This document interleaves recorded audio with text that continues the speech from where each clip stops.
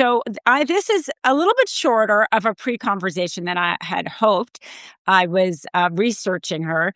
I am going to be having on the conversation Instagram the next governor of Texas. I don't know if you all know, but the Texas race is a real one. Governor Abbott, he's already been governor 12 years. They don't have term limits, apparently. And so he's trying to go to do it now for 16 years. And we have a Democrat that has a really good chance of winning this race. Polls are showing her neck and neck right now, which is fantastic.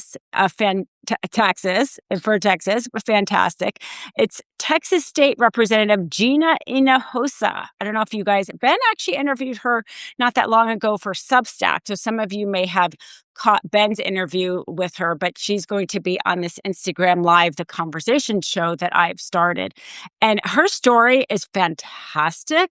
I mean, she is an amazing candidate. Not only is it exciting that perhaps we could actually have a Democrat and flip Texas, which is so important on so many levels, especially on voting rights, because Texas population is growing.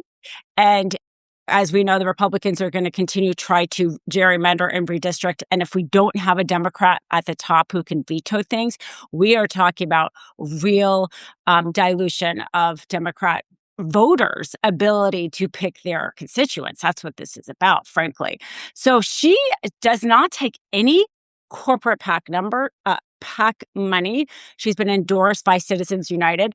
That, for me, has become now perhaps the most important thing for a candidate, because who are you beholden to? You're beholden to the corporate PAC donors who put you there so that they could represent their interests, or to the voters. And so she doesn't do that. She's a mom, and that's really how she started her journey, because Texas was trying to close her son's public school.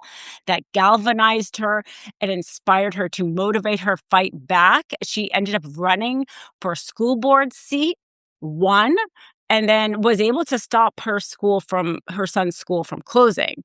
And then went ahead and ran for the Texas state, representative, and won, and has been serving Texas that way. I just love that story as another mom, because I think there's no pure inspiration than our children. And public schools, she says that 150 school districts right now in Texas are only 4 days because they have not funded their public schools. That, to me, is shocking. I mean, it shouldn't be shocking, because Republicans talk about their family values, but then they don't actually want to spend one dime supporting our children and our families. She also points out the fact that Texas is the most uninsured children anywhere in the state. So who better than a mom who was inspired to save their public schools be in charge, a leader for Texas? So I am going to sign off here. Like I said, I'm so sorry this was a lot shorter,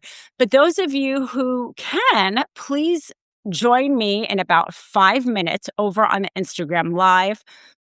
Put any questions, comments. Like I said, she's a super exciting candidate. The polls are really close. I think it helps that James Tallarico also has a lot of momentum, because you have two big campaigns basically trying to reach the same voters and get out people to vote. Huge, very, very helpful. I've worked on campaigns before, and I can't overstate how helpful it is that is more than one campaign and candidate that is galvanizing voters there that are Democrats. Huge.